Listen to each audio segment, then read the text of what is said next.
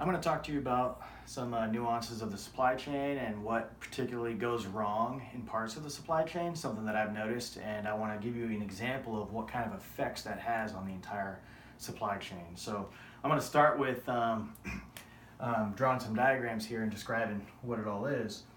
So what I have here is I have a retail shop slash repair shop, whatever you want to call it, and we have assets that are on a shelf. You know, you have X amount of widgets that are on the shelf just in case you need them to fix whatever widget you're fixing. So I'm fixing widget A, and I take off one of these parts because it's broken, and I want to send it over to wholesale supply, which is over here.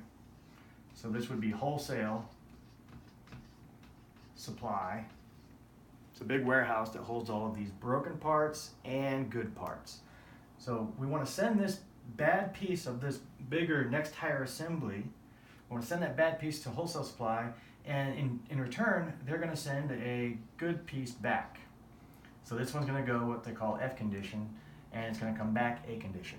One key point here is they don't actually send that F condition first. They actually request that A condition asset, the good asset, first. When they receive that part, transactions take place, it shows it's been received, you're gonna owe wholesale the old one within X amount of days.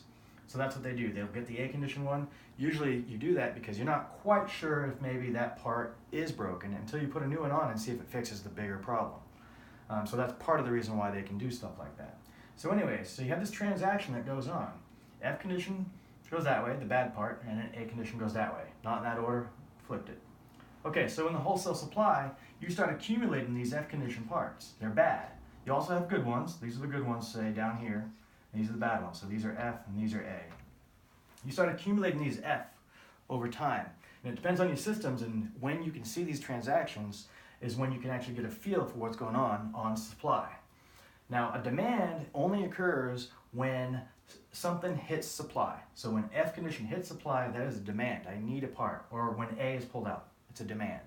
So the key thing is it's not a demand unless it actually affects supply. Okay, so we got that going on. Then we have a bigger, we call this the depot. This is where we do some major overhauls, major repairs. I'm going to switch pens because this one's running out. And so what happens is these F condition parts right here eventually get pushed in and inducted into repair shops. So this is a repair shop, and it's going to try to repair that widget. It's going to take so much time. You might have a couple in queue or awaiting maintenance, AWM, but once it's in work, it has X amount of flow days before it comes out, and when it comes out, it comes back as A condition asset, right? So everything is done throughout these various supply chain system suites. You know, different systems all integrated, working together to try to get a holistic enterprise view of what's going on with every part in every area. So the thing that's wrong, the thing that really screws things up is this right here. Over here at the retail shop, we want to phase a part out and put a new part in. So every time this bigger widget A comes in, we're going to take this part off, this even if it's good or bad, because we're going to try to phase that part out, and we're going to send it to the supply because they're going to dispose of it supposedly, right? Because it's no longer useful. It's just obsolete. So what happens is, like I said, they order the A condition first, but there's two different part numbers, or in the Airforce speak, stock numbers. So you might have part number 1, 2, 3 is the old one, and part number 4, 5, 6 is the new one, okay? So what happens is you have a mechanic out on the floor. You have an actual mechanic pulling this part off, following the regulations, following the rules, whatever it might be. He pulls that part off. This other A condition part is ordered, so they're going to order this new one. That's what they order. That new one comes in. The mechanic gets the new one. It's got a nice box, nice packaging, nice wrapper. Everything's nice and neat because it's brand new. They pull the new one out of the box, and they take this old one, this one here, and they put it back in the box because it's so convenient. It's almost the same part, it's just an older configuration.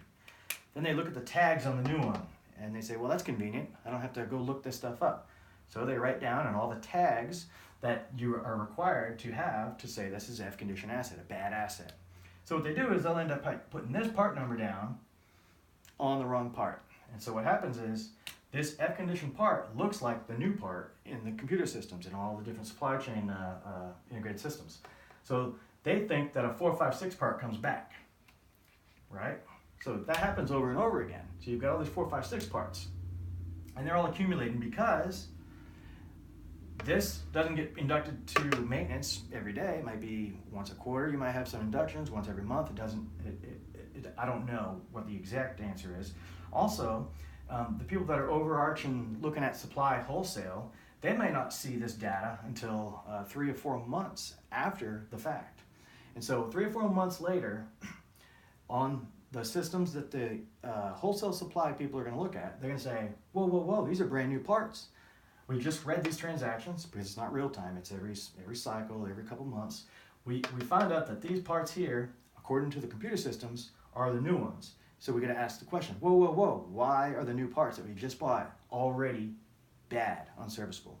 Obviously, a good supply chain technician or whoever would say that's probably somebody misidentified it.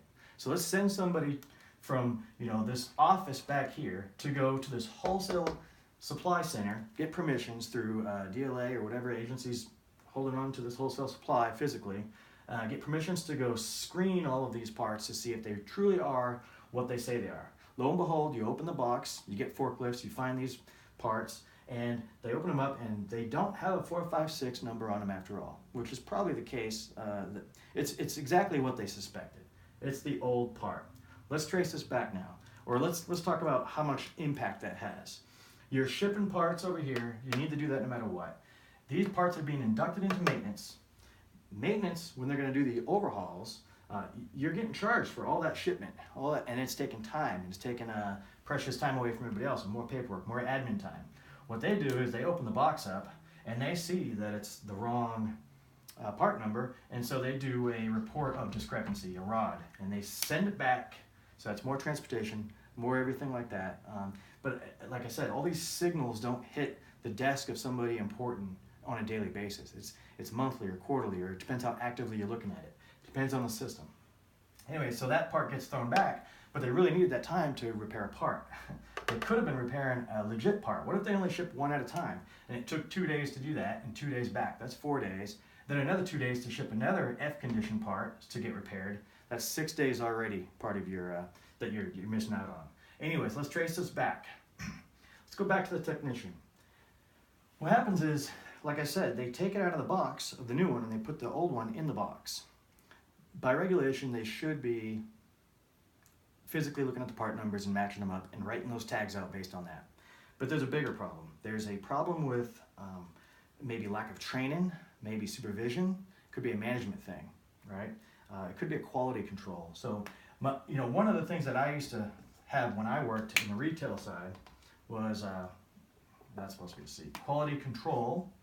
So every once in a while, quality will take that box before it gets shipped, open it up, and see if the paperwork matches what's inside.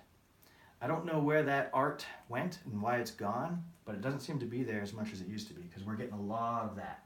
That's a huge waste of time. Anyway, so quality control would be one. Better training. Maybe the technicians don't know and don't care. They don't understand how supply chains work, how supply systems work. So they're only seeing like, hey, it's fast, it's convenient, I knocked it out, I did my job. It could be that. And it could be supervision.